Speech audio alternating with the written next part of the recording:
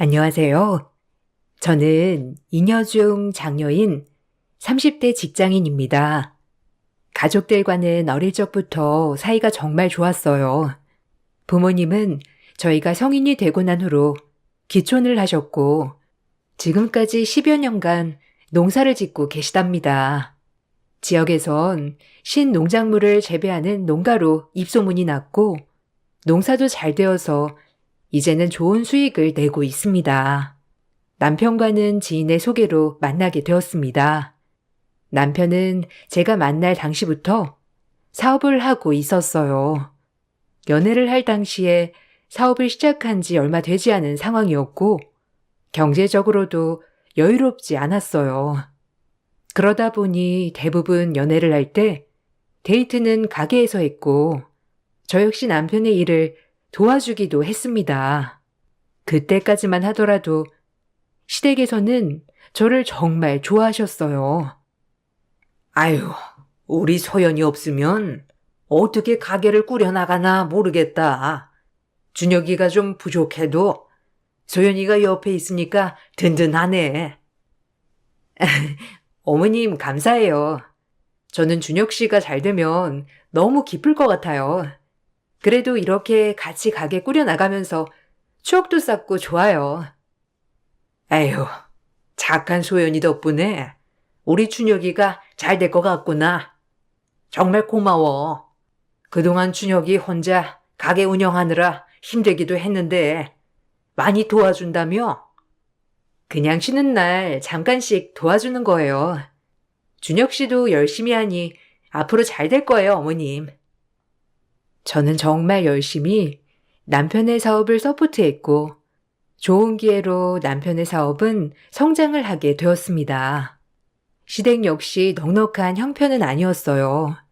그렇지만 점점 남편이 자수성가를 하면서 돈을 많이 벌게 되자 그전에는 좋아하셨던 시댁 식구들도 점점 저를 부족하게 바라보기 시작했습니다. 이전에는 쉬는 날 일을 도와주러 오면 그만해도 괜찮다며 말리기 바빴는데 일이 잘 되자 제가 가서 도와주는 것이 마치 당연한 일인 양 바뀌기 시작했어요. 거기다가 제가 남편에게 매달려 만나는 것처럼 이야기를 했죠. 예, 저기 좀 정리해라. 눈이 있으면 바로바로 보고 정리를 해야지. 바쁜 준혁이가 이런 것까지 신경 써야 하겠니? 아, 네, 어머니. 저 아까부터 와서 도와주고 있어요. 바빠서 못 치운 거예요. 에휴, 도와주러 왔으면 도움이 돼야지. 무슨 굼벵이 마냥 이렇게 굼떠? 엄마, 그만해. 소연이 나 도와주러 왔잖아. 요즘 왜 이렇게 잔소리가 드실까? 아이고, 준혁아. 이제 쟤 그만 오라고 해라. 옆에서 이렇게 네 사업장에 자꾸 왔다 갔다 하면 다른 사람들이 오해해.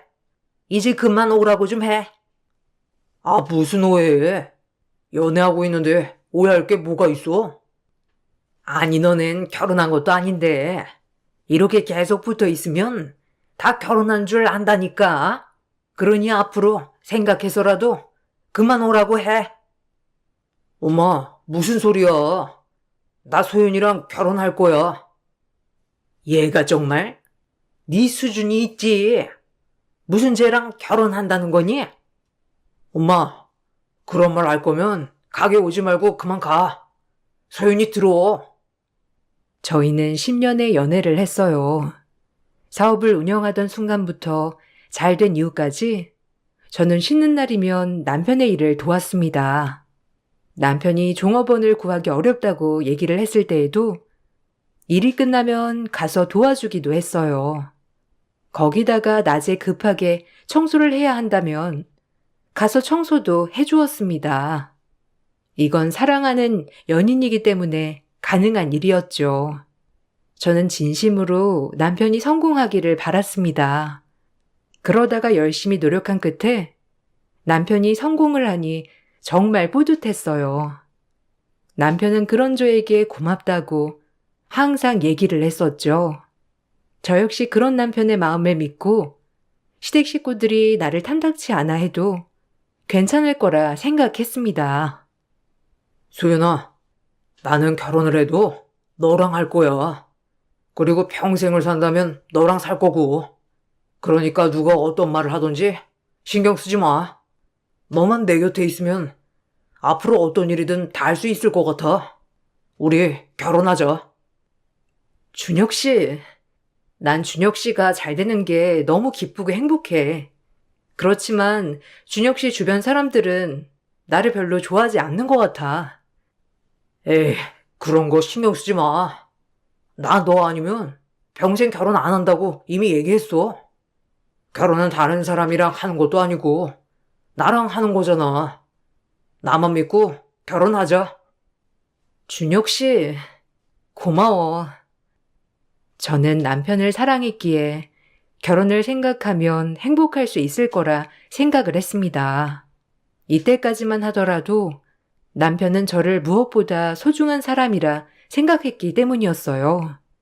처음에는 저도 남편과의 헤어짐을 크게 고민했지만 남편은 주변의 생각 따위는 신경 쓰지 않는다며 자신은 나와 함께 평생을 같이 하고 싶다고 얘기를 했습니다. 그런 남편의 마음에 저는 결혼을 다짐하게 되었어요. 결혼 후 신혼 때는 남편도 정말 바쁘지만 저에게 잘해주었고 저 역시 너무나 행복한 시간을 보냈습니다.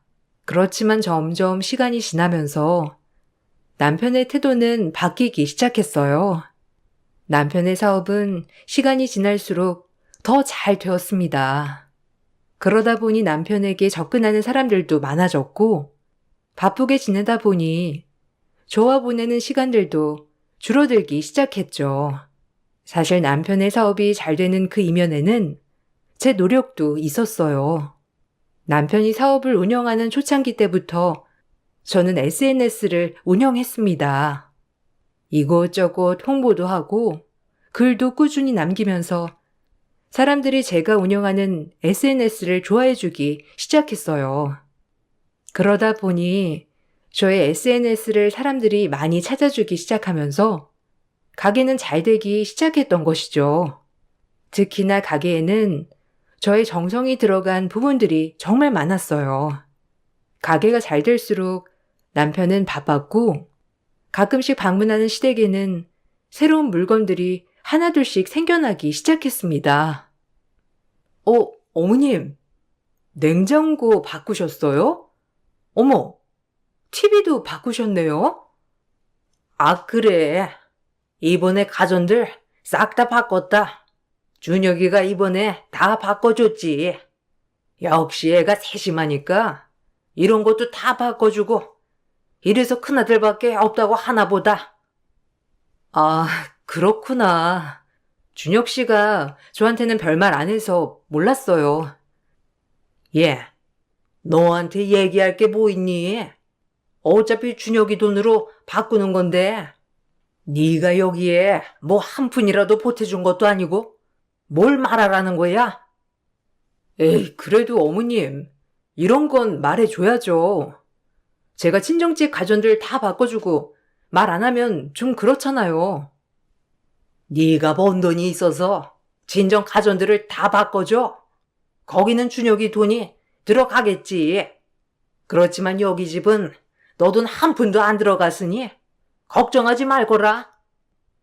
시댁에는 갈 때마다 고급스럽고 새로운 물건들로 채워지기 시작했습니다. 거기다가 외식을 한번 할 때도 항상 고급 음식들로 먹기 시작했죠. 그럴 때마다 저는 친정 생각이 났지만 사실 남편이 너무 바쁘고 시간이 없다 보니 거기까지는 신경을 쓰지 못할 수도 있겠다 싶었어요. 대신 내가 잘 챙기면 되겠지 생각을 했었죠. 남편은 가게를 운영하다 보니 명절 때도 바빴습니다. 시댁에 그래서 저 혼자 가서 명절을 보내고 친정에도 혼자 가야 하는 날이 정말 많았어요.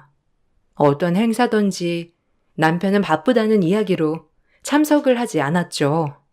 더욱 마음이 아팠던 것은 친정 식구들은 이런 남편의 상황을 모두 이해했다는 것이었어요. 엄마, 아빠, 오늘도 남편이 바쁘다고 못 왔어. 에이구, 그러니? 그래, 가게 운영하느라고 얼마나 힘들겠어. 마음대로 쉬지도 못하고 힘들겠지. 엄마랑 아빠는 괜찮으니까 신경 쓰지 마. 아, 그럼. 우리도 사업 안 해본 것도 아니고 평생 가족인데 이럴 때 안 봤다고 서운하다는 게 말이 안 되지 뭐. 괜찮으니까 장서방도 신경 쓰지 말라고 전해주렴. 괜히 우리에게 꺼내면 신경 쓸 수도 있으니까 혹시나 미안하다고 하면 그럴 필요 없다고 해. 엄마랑 아빠는 좀 서운하지 않아? 그래도 사이인데 행사도 제대로 참석 안 하고 얼굴 안 본 지도 꽤 됐잖아. 에휴, 어쩔 수 없지. 장서방이라고 그러고 싶어서 그러겠어? 그래도 열심히 일하니까 가게도 잘 되고 얼마나 좋니? 조금 서운해도 참다 보면 좋은 날 오니까 너도 너무 마음에 담아두지 말고 우리는 거기다가 이렇게 시골에 사니 시간 내서 한 번 오는 게 얼마나 어렵겠니? 그래 소연아, 젊을 때 고생은 사서도 한다고 하잖니. 아직 젊으니까 좀 더 노력해서 빨리 기반 잡으려고 하는 거겠지. 그러니 너무 서운해 말고 신경 쓰지 말아라. 앞으로 얼굴 볼 날이 얼마나 많은데 이거 가지고 서운할 필요 하나도 없다. 친정 식구들은 남편이 어떠한 행사가 있어도 한 번도 얼굴을 비추지 않는 것을 보고 서운할 만했지만 결혼 내내 서운하다는 내색은커녕 오히려 남편을 두둔하고 힘들겠다며 편을 들어주기 바빴어요. 그런 친정 식구들의 모습을 보면서 저는 시댁 식구들의 태도와 너무나 비교가 되어서 마음이 씁쓸했죠. 심지어 친정에서는 남편이 너무 힘들겠다며 몸에 좋다는 영양제도 직접 구입을 해서 제 손에 들려 보내기도 했습니다. 거기다가 건강에 좋다는 비싼 음식들도 주기적으로 집에 보내주었죠. 그럴 때마다 남편에게 이야기를 해보았지만 생각보다 반응이 시큰둥했습니다. 여보, 이거 엄마 아빠가 당신 고생한다면서 보내온 영양제야. 이거 꼬박꼬박 잘 챙겨 먹으면 면역력도 좋아진다고 하니까 아침에 나갈 때 꼭 챙겨 먹고 나가요. 아, 그래? 아, 무슨 이런 걸 또. 신경 안 쓰셔도 된다고 해. 집에 영양제도 많은데 굳이 왜 보내셨대? 그래도 엄마 아빠가 신경 써서 보내주신 건데 연락이라도 한번 해요. 알았어. 다음에 해. 오늘은 좀 피곤하네. 다음에 시간 될 때 전화할게. 남편은 친정 부모님께 전화는커녕 고맙다는 말을 전달해달라는 말도 하지 않았어요. 그렇지만 다음날부터 엄마 아빠가 보내주신 비싼 영양제를 꼬박꼬박 챙겨 먹는 꼴을 보고 정말 화가 나기도 했습니다. 그런 남편에게 점점 정이 떨어지는 듯 했어요. 남편은 저와 친정은 관심이 없었고 오로지 가게와 시댁 식구들밖에 몰랐습니다. 심지어 아무리 바쁜 시기에도 시댁에서 무슨 일이 있다고 하면 가게도 내팽개치고 달려갈 정도였죠. 그때마다 가게를 대신 봐야 했던 것은 저였습니다. 당신 오늘 일 끝나고 별일 없지? 별일 없지. 왜? 아, 엄마가 몸이 안 좋대. 병원 가서 링거라도 맞추고 와야 될 것 같아. 나 대신 가게 좀 보고 마감 좀 해줘. 여보, 나 며칠 동안 야근하고 어제는 밤새워서 일 마쳤는데 조금 힘들 것 같아. 그냥 어머님 병원 갔다 오고 마감은 당신이 와서 하면 안 돼? 아, 엄마 병원도 갔다 오고 어떻게 가게까지 가? 당신이 할 수도 있잖아. 이것도 못 도와줘? 여보, 나 주말에 당신 가게에서 내내 일하고 바로 출근했어. 체력도 떨어지고 힘들어. 아, 그럼 엄마 아프다는데 그냥 놔둬? 당신 정말 정없다. 아니, 무슨 말을 또 그렇게 해? 어머님 챙겨드리고 오면 된다고 말하는 거잖아. 아, 알았어. 일단 엄마 병원부터 갔다 오고 상황 보면서 갈게. 알았지? 남편은 어머님이 조금이라도 아프다고 연락이 오는 날이면 가게 일을 뒤로 하고 어머님을 보러 가기 바빴어요. 그 정도로 시댁 식구들에게는 지극정성인 아들이었죠. 더군다나 남편은 가게가 잘 된 것이 어머님의 정성 때문이라고 생각을 했어요. 어머님은 남편이 가게를 오픈한 후에 별다른 관심을 보이지 않았다가 가게가 잘 되기 시작하고 나서부터는 매일 아침 기도를 드리고 있다며 남편에게 말을 했었거든요. 남편은 새벽 기도를 하는 엄마의 정성에 자신이 복을 받는 것이라고 생각을 했어요. 그래서 매번 시댁 식구들이 모여서 밥을 먹을 때마다 남편은 어머님께 감사 인사를 드렸고 어머님은 그런 아들의 모습에 감격하는 일들이 매번 있었습니다. 오늘도 맛있는 밥을 먹게 해주신 어머님께 감사드려요. 엄마 아니었으면 제 가게도 이렇게 잘 되지 않았을 거라 생각해요. 정말 감사해요. 어머, 우리 아들. 내가 한 게 뭐가 있다고 그러니? 그냥 아침마다 우리 아들 잘 되게 해달라고 빈 것밖에 없지 뭐. 아무쪼록 이렇게 아들이 잘 되고 나니 이 엄마 마음은 아무 걱정도 없이 편안하다. 그리고 내 기도만큼이나 우리 아들이 그만큼 열심히 하니까 하늘이 감동한 거지. 이 모든 건 엄마 덕분이에요. 엄마가 기도를 해주셨기 때문에 제가 이렇게 잘 될 수 있었던 것 같아요. 남편은 시어머니에게 고마움으로 전하였고 그런 남편을 보고 시어머니는 감동의 눈물을 흘리는 것이 매 식사 자리의 마무리였어요. 항상 그런 모습을 보다 보니 어느 순간부터는 어처구니가 없더라고요. 사실 가게가 잘 되지 않자 가게 콘셉트를 바꾸고 리모델링을 해보는 건 어떠냐며 제안을 했던 것도 가게 내부 인테리어를 구상했던 것도 SNS 홍보를 했던 것도 모두 저였지만 그것에 대해서는 한 번도 고맙다는 말을 들어본 적이 없었거든요. 제 일을 하면서도 틈내서 항상 홍보글을 작성하고 이벤트를 열고 가게를 도와주었지만 저에게는 고맙다는 말을 하지 않는 것이 어쩐지 기분이 상했습니다. 당신, 근데 나는 하나도 안 고마워? 어? 갑자기 뭐가 고마워? 아니, 당신 가게 인테리어며 홍보며 가게 메뉴며 다 내가 해줬는데 당신은 나한테 한 번도 고맙다고 한 적이 없잖아.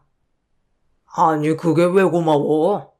그냥 당신이 그런 거 좋아하니까 한 거 아니었어? 거기다가 그게 가게가 잘 됐는데 무슨 보탬이 되었다고 고마워해야 하지? 아니, 뭐야? 진심이야? 당신 좀 말을 이상하게 한다. 솔직히 인테리어 바꾼다면서 돈도 더 들어가고 가게 메뉴도 원래 있던 거 바꾸면서 고생하고 홍보는 솔직히 그렇게 해도 별 효과도 없었잖아. 근데 가게가 잘 되는데 뭐가 도움이 되었다는 거야? 무슨 말이야? 당신 인테리어 바꾸고 손님들이 포토존이라며 사진 매번 찍어간다면서 좋아했잖아. SNS로 홍보 열심히 하니까 그거 보고 오는 손님들도 많다고 나한테 얘기한 거 아니었어? 맞아. 맞긴 한데 그게 가게가 지금까지 크는데 도움이 된 건 아니라는 거지. 그러니까 당신한테 고마워할 건 없는 거 아니야? 그럼 지금까지 난 별로 도움도 안 되는 일을 했다는 거네? 그렇지. 내가 그렇게 하라고 한 것도 아닌데 당신이 하고 싶어서 한 거잖아. 가게 잘 되는데 네가 뭐 한 게 있다고 그렇게 얘기를 해? 거기다가 요즘 누가 SNS 보고 맛집을 찾아? 그냥 물어 알아서 오는 거지. 남편의 말에 저는 정말 황당했습니다. 그간 제 일을 하면서도 틈내서 남편의 일을 도와주었는데 그거에 대한 고마움이 전혀 없다는 것을 알게 되었죠. 이때 이후로 저는 남편에 대한 정이 뚝뚝 떨어지기 시작했습니다. 제가 아무리 노력하고 발버둥을 쳐도 남편은 그 모든 것이 시모 시댁 식구들의 노력이라 볼 게 뻔하다고 생각하니 정말 아무것도 하기가 싫더라고요. 남편과의 관계가 서먹서먹하게 지나갈 즈음 제 동생이 결혼을 하게 되었습니다. 남편은 역시나 제 동생의 결혼 소식에도 시큰둥한 반응을 보였죠. 우리 동생 결혼하는 거 알지? 다다음 주인데 이번에는 가게 때문에 못 간다고 하지 말고 꼭 참석해. 그래도 가족 결혼식인데 참석해야지. 다다음 주? 그때가 가장 바쁜 시기인데 무슨 어떻게 가게 접고 가라는 거야? 그날이 매출이 얼마나 많이 나올 줄 알고 그런 말을 해? 그럼 결혼식에도 참석하지 못한다는 거야? 하나밖에 없는 동생인데 왜 참석을 못해? 아니, 그날 하루 가 계시면 손님들도 싫어하고 가게도 잘 안 찾는다고. 거기다가 그날 매출이 평일 4배는 더 되는데 어떻게 쉬워? 그래서 결혼식 참석을 못하겠다는 거야? 아무리 그래도 결혼식은 참석해야지. 당신 이러다가 우리 엄마 아빠 돌아가셔도 가게 때문에 못 가겠다고 얘기하겠다. 아니, 무슨 말을 그런 식으로 해? 솔직히 처제가 나 참석하는 걸 기대하겠어? 언닌 당신이 참석하는 걸 원하지. 그냥 바빠서 못 왔다고 해. 저희는 그 후 냉전 상태로 지내게 되었습니다. 얼마 뒤 동생 결혼식 날 남편은 갑자기 저에게 봉투 하나를 주면서 동생에게 가져다 주라며 이야기를 하더라고요. 저는 그래도 형부로서 축의금 두둑히 주려고 하나 보다 생각을 하고 봉투를 열어보았습니다. 그런데 봉투를 열어보니 그 안에는 이마트 상품권이 있더라고요. 이게 뭐야? 이마트 상품권이잖아? 이걸 왜? 아, 결혼하면 장 볼 일도 많을 거 아니야. 축의금 대신 넣었어. 처제도 좋아할걸? 뭐? 축의금 대신에 이마트 상품권을 넣었다고? 당신 진짜 도라이야? 뭐, 도라이? 당신 이게 얼마인 줄 알고 나한테 얘기하는 거야? 이거 무려 10만원짜리 3장이라고. 두 사람이 장 보는데 30만원까지 장 볼 일이 뭐가 있겠어? 이렇게 들어오는 걸로 30만원이나 장 보면 이게 진정한 필요 있는 물건이지 뭐가 문제인데? 세상 천지에 축의금을 상품권으로 한다는 건 듣도 보도 못했네. 당신 진짜 뭐 하자는 거야? 결혼식 참석도 안 하고 거기다가 축의금으로 상품권을 준다는 게 지금 말이나 된다고 생각해? 당신 우리 집을 무시해도 한참 무시했어. 내가 뭘 무시했다는 거야? 가장 실용적인 물건 주는 건데. 처제 사는 곳 바로 옆에 이마트 있잖아. 그러니 거기 상품권 주면 내가 얼마나 처제를 생각했다는 거겠어? 이따위 상품권 필요 없으니까 당장 가지고 가. 저는 남편 얼굴에 상품권을 뿌리고 그대로 결혼식장으로 갔습니다. 남편은 자신의 행동을 반성하기는커녕 상품권을 얼굴에 뿌려갔다는 것에 화가 나 저에게 폭언을 서슴지 않았죠. 남편과의 관계는 그렇게 막장으로 치닫는 듯 했습니다. 그렇지만 이게 끝이 아니었어요. 6개월 후 시동생은 갑자기 혼전 임신으로 결혼을 하겠다고 선언했습니다. 시댁 식구들이 모두 모여 예비 동서를 보게 된 날, 저는 남편의 태도에 정말 있던 정도 모두 떨어졌습니다. 우리 동생이 결혼을 드디어 하는구나. 언제 하는가 나는 정말 기다렸는데. 이렇게 좋은 날 내가 선물 줘야지. 아유, 무슨 선물? 아이고, 또 장남이라고 동생 결혼 선물 준비했는가 보다. 내가 지금 이 상황을 위해서 준비를 했던 게 있지. 바로바로 전세금 내가 바로 쏜다. 뭐? 전세금? 와, 뭐야, 형? 진짜 전세금 해주는 거야? 아, 그럼. 내가 전세금 바로 쏜다. 계약하고 계약금 받을 계좌 보내줘. 만변하기 전에 얼른 보내주지. 재수씨, 내가 재수씨 편하게 해줄 테니 걱정하지 말아요. 어머나, 역시 장남밖에 없다. 하나밖에 없는 동생 위해서 전세금까지 해주다니. 정말 엄마는 너무 감동이다. 형, 진짜 형 너무 멋있다. 나 진짜 잘 살게. 형 덕분에 더 잘 살 수 있을 것 같아. 뭘 이 정도 가지고. 좀 더 있으면 집 한 채 딱 해주는 건데. 전세금만 해준다니 뭐 아쉽지. 어머님은 감동을 받아서 우시고 시동생은 형밖에 없다면서 너무 좋아했습니다. 남편은 정말 의기양양하게 시동생에게 전세금을 보내주었죠. 저는 그런 남편의 모습에 황당하고 어이없었습니다. 그날 집으로 돌아온 저는 남편과 크게 싸우게 되었어요. 당신 해도 해도 진짜 너무한다. 내 동생 때는 결혼한다고 마트 상품권 줘놓고서는 당신 동생 결혼한다고 하니까 전세금 3억이나 지원해준다고? 진짜 뭐 하자는 거야? 뭐가 뭐 하자는 거야? 동생이 결혼 안 했는데 형으로서 그 정도도 못 해주나? 뭐? 형으로서? 지금 당신 입에서 그런 말이 나올 수나 있는 거야? 왜? 왜 이런 말을 내가 못하지? 내가 번 돈으로 내 동생한테 주겠다는데 당신이 뭔 상관이야? 당신 진짜 그 가게 잘 된 게 당신 때문이라고 생각하는 거야? 내가 아무리 가게 일해도 나한테 월급은커녕 아르바이트비도 안 챙겨줬잖아. 가족끼리 무슨 아르바이트비야? 거기다가 가게 잘 되니까 당신도 집 걱정 없이 편하게 사는 거잖아. 그리고 가게 잘 된 거? 나 때문 아니지. 엄마가 아침마다 기도하고 기도해서 잘 되는 거잖아. 내가 무슨 나 때문이라고 한 적 있어?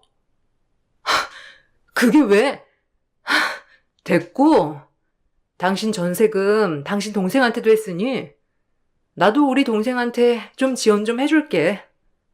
당신 말대로 당신 돈으로 당신 동생 챙겼으니까 내 동생 내가 챙길 테니 딴 말 하지 마. 에? 그게 뭔 말이야? 당신이랑 나랑 월급이 다른데 어떻게 그 돈을 맘대로 써? 당신도 그렇게 하는데 왜 나는 안 되는데? 안 되지. 너네 집하고는 급이 다르지.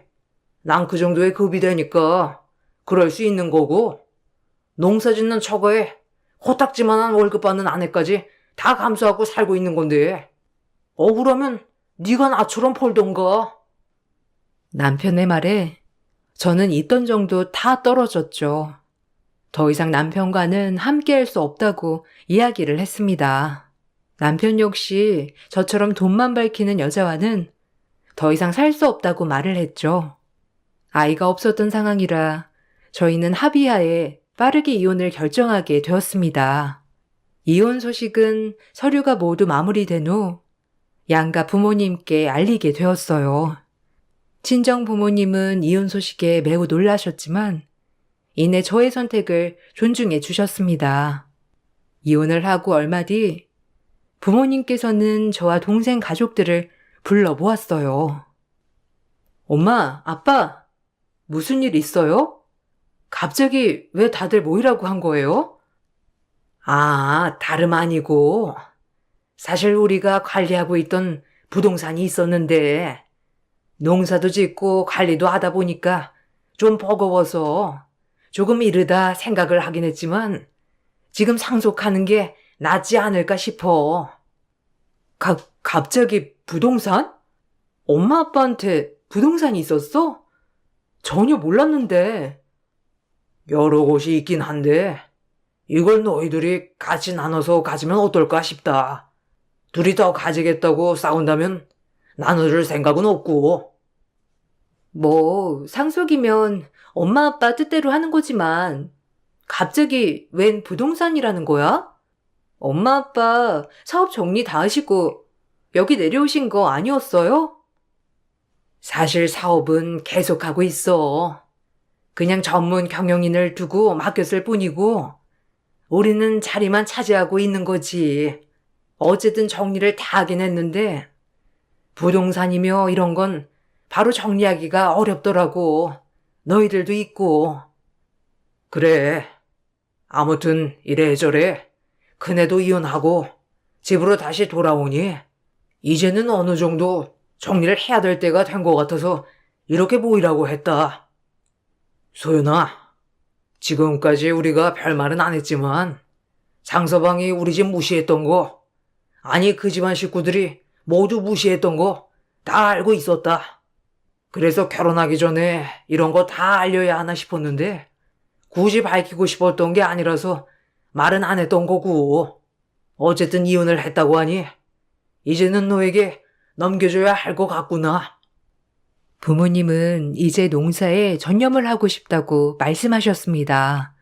지금 이사 자리에 있는 사업도 완전히 깔끔하게 정리를 하겠다고 이야기를 하셨죠. 부모님은 저와 동생에게 똑같이 부동산을 나누어 주었는데, 제가 받은 부동산 리스트를 보다 보니 어디서 많이 본 주소가 있더라고요. 알고 보니 시동생이 전세로 들어간 집 건물이 바로 부모님 명의의 건물이었습니다. 부모님도 그때 동서만 만나서 시동생을 보지 못했는데, 결혼식 날 시동생 옆에 계약을 한 세입자가 있어 깜짝 놀랐다고 하더라고요. 말을 하려고 하다가 말을 못했는데, 얼마 지나지 않아 제가 이혼을 했던 것이었습니다. 저는 시동생이 입주한 건물의 건물주가 되었죠. 저는 아무래도 껄끄러운 사이였기 때문에 시동생에게 계약 연장은 하지 않겠다며 내가 입주를 할 것이니 나가달라고 이야기를 했습니다.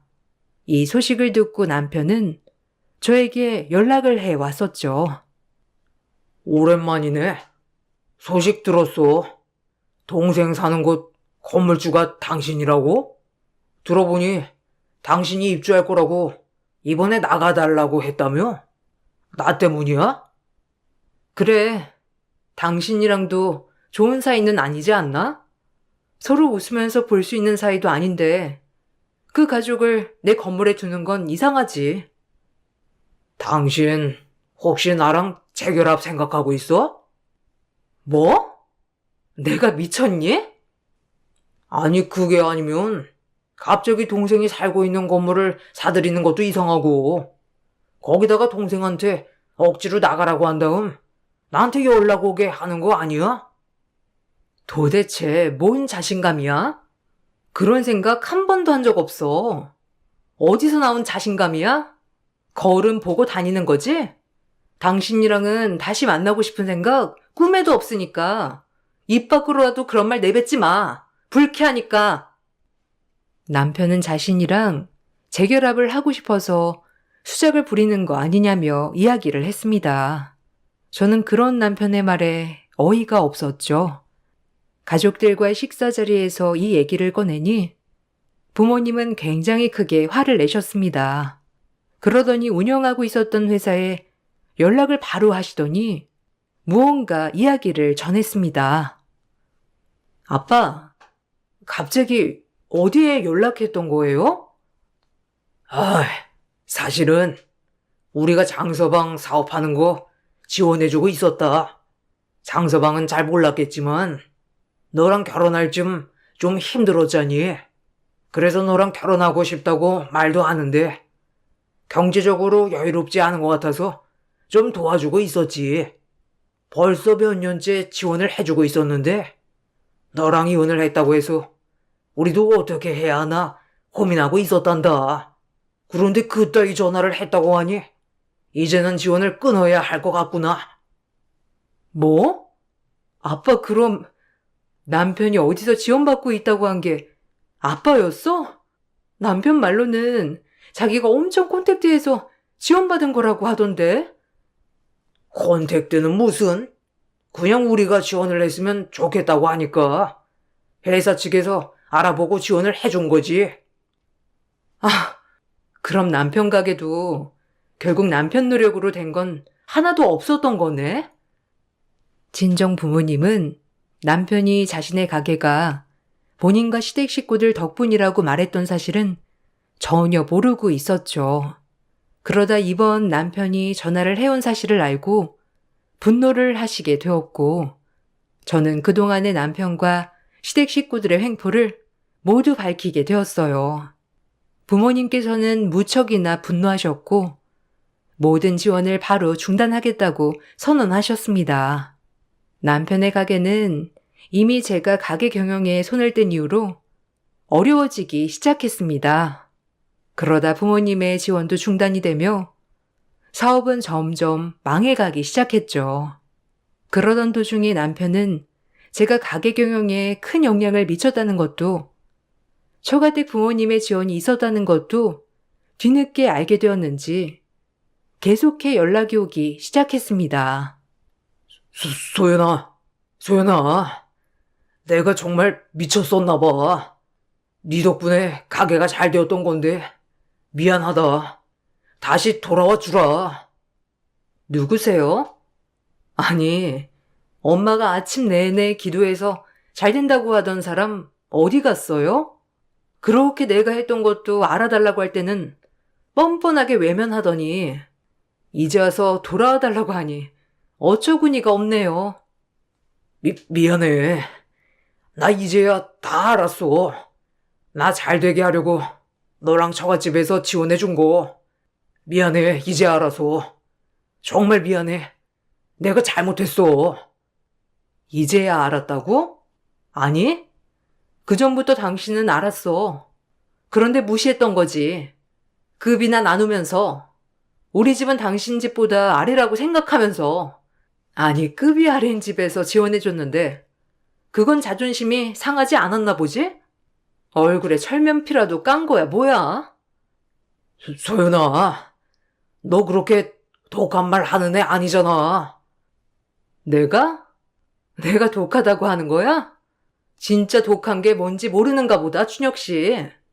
독한 건 준혁 씨랑 준혁 씨 가족들이지. 고생고생해 가면서 도와줘도 외면하고 무시했던 당신네들이 독한 거라고 알아? 뻔뻔하게 연락하지 말고 그렇게 잘난 사람들끼리 똘똘 뭉쳐서 가게 한번 살려봐. 소연아, 어떻게 내가 가게를 살리니? 지원도 모두 끊기고 거기다가 사람들도 이제는 가게 잘 찾아오지도 않아. 제발 한 번만 도와주라. 내가 왜? 당신한테 도움받아 본 적 없는 내가 왜 도와줘야 되지? 아, 전세금 받았던 시동생한테 도와달라고 하면 되겠네. 그렇지? 이미 여러 번 기회를 줬고 그 기회 다 날려버린 건 당신이야. 내가 당신 곁에 끝까지 있었던 이유는 당신이 잘나서도 아니라고. 그렇지만 아무리 설명을 해줘도 뭐 어쩌겠어? 당신 덕분에 내가 그 끔찍한 곳에서 벗어나게 되었네. 정신 차리게 해줘서 고마워. 그럼 앞으로 다시는 보지 말자.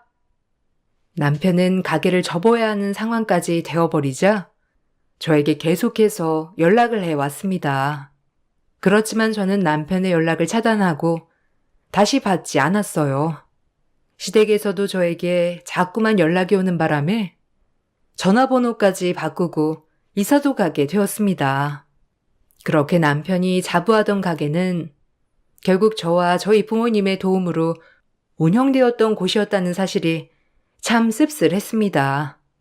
저의 노력을 인정해주지도 알아주지도 않았던 그 사람들이 너무나 미웠지만 지금은 오히려 그 가족들 사이에서 벗어나게 되어 다행이라 생각하고 있네요.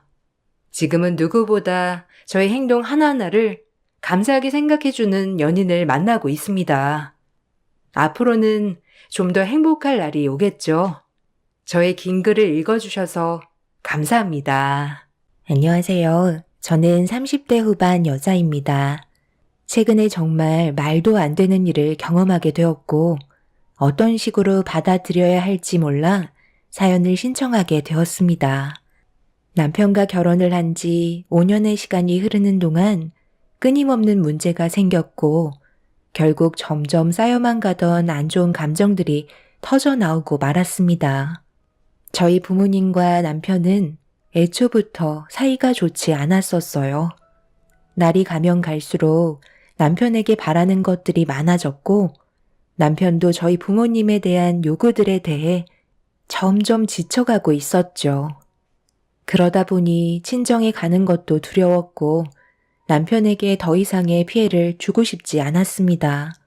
저희 부부가 일부러 이런저런 핑계를 대면서 계속해서 피하려 하자 부모님도 나중엔 눈치를 채셨는지 일부러 저희 집에 찾아오셨어요. 내가 최근 들어 뭔가 느낌이 이상해서 계속 지켜보고 있었는데 너희들 지금 일부러 피하는 거니? 집안 행사가 있어서 얼굴 좀 보자고만 하면 다른 이유를 대면서 오질 않고 있잖아. 어느 정도껏 해야지. 우리는 눈치가 없는 줄 알아? 뭐가 불만이길래 오지 않으려는 거야? 아무리 생각을 해봐도 이해가 안 돼서 그런다. 얼굴 안 볼 이유가 딱히 없잖니. 이유가 없다고요? 그동안 이희가 저와 결혼을 하고 얼마나 많은 스트레스를 받고 있은 줄 알아요? 엄마야말로 어느 정도껏 하셔야죠. 얼굴 볼 때마다 돈 말곤 할 말이 없으세요? 시도 때도 없이 용돈 부족하다면서 등골 빼먹은 게 한두 번이냐고요. 이러려고 저를 이 사람한테 보낸 거예요? 저희가 왜 찾아뵙지 않겠어요? 저번에 어떻게 하셨어요? 엄마랑 아빠가 각각 통장을 내미시더니 내년에 결혼기념일로 여행 가고 싶다며 이 사람에게 적금을 들어야겠다고 눈치 주셨잖아요. 지금 그게 말이 된다고 생각해요? 이희가 은행도 아닌데 왜 아빠 엄마 결혼기념일 여행 가는 것까지 챙겨드려야 하죠? 통장을 얼굴 앞에 내밀면서 아빠 통장에 200만 원, 엄마 통장에 100만 원 매달 입금하라면서 생활비는 또 따로 요구하셨잖아요. 이희가 저와 결혼하고 뭐라고 한 줄 아세요? 자기는 살아가야 할 이유가 아빠 엄마 돈줄 마르지 않게 힘들게 일하려고 이 세상에 태어난 존재 같다며 평생 돈만 바치다가 떠날 것 같다고 했어요. 생활비도 적지 않게 드리고 있는데 뭐든 적당히 하셔야죠.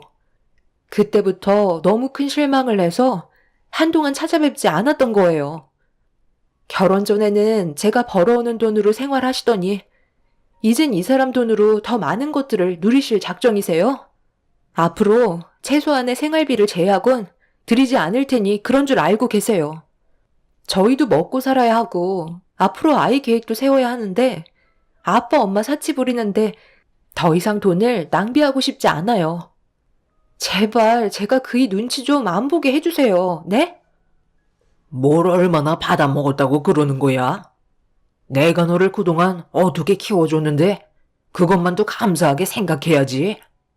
내 딸을 데려갔으면 이 정도는 당연히 해줄 수 있는 것들 아니냐? 다른 집안들은 사이가 알아서 신경 써준다더만.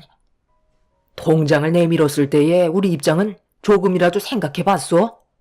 오죽했으면 너희들한테 손을 벌렸겠냐고. 너희들 마음 충분히 알았으니까 두 번 다시 찾아올 생각은 조금도 하지 않으마.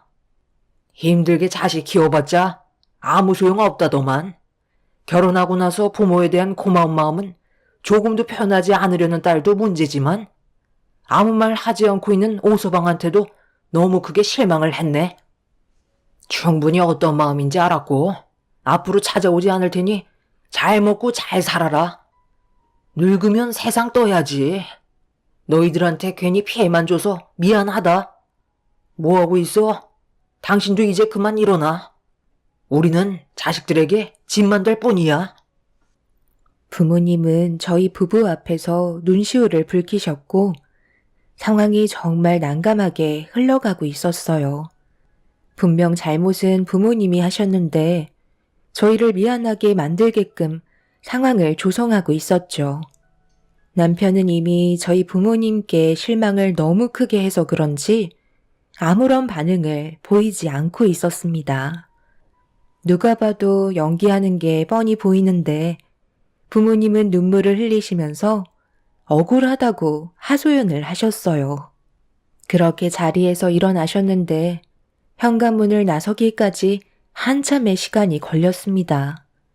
저희가 서둘러 잡아주길 원하고 계시는 듯 보였지만 남편과 저는 단호한 모습을 보여주었네요. 결국 엄마는 저희를 보며 화를 내고 말았습니다. 눈물을 보이는 연기까지 했는데도 붙잡으려 하지 않자 본색을 드러내신 거였죠.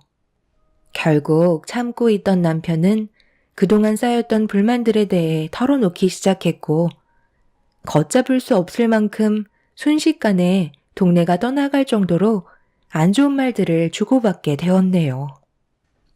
이 사람과 결혼을 한 지 5년이 지나는 동안 저한테 얼마나 많은 돈을 갈취하셨는지 아세요? 그 돈 안 쓰고 모으셨으면 변두리에 있는 집 한 채는 사셨을 거예요. 호의가 계속되니 당연한 권리로 생각하시는데 어느 정도껏 하셔야죠. 장인 장모님께서 얼굴 좀 보자고 하는 이유가 뭐예요? 돈 좀 준비하라는 말 아니신가요? 혜경이를 키워주신 건 정말 감사하게 생각하지만 앞으로 저희가 잘 살아갈 수 있게 뒤에서 응원해 주시는 것도 부모의 역할 아닌가요? 그런데 두 분은 저희만 보면 돈 얘기만 꺼내시는데 제가 가고 싶겠어요? 그동안 정말 많이 참고 또 참았습니다. 저도 더 이상은 그냥 넘어가지는 못할 것 같네요. 오늘 이 시간 이후부터 금전적인 지원은 일절 없을 테니 알아서 살아 가십시오.